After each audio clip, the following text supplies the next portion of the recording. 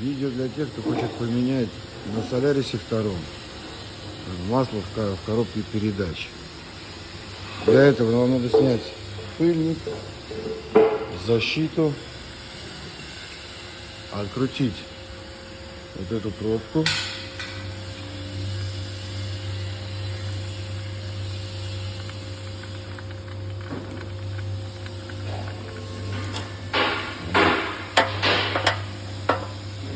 И открыть вот эту заливную горловину. Заливается ровно 4 литра.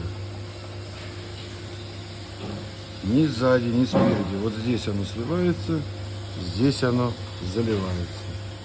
Всем удачи!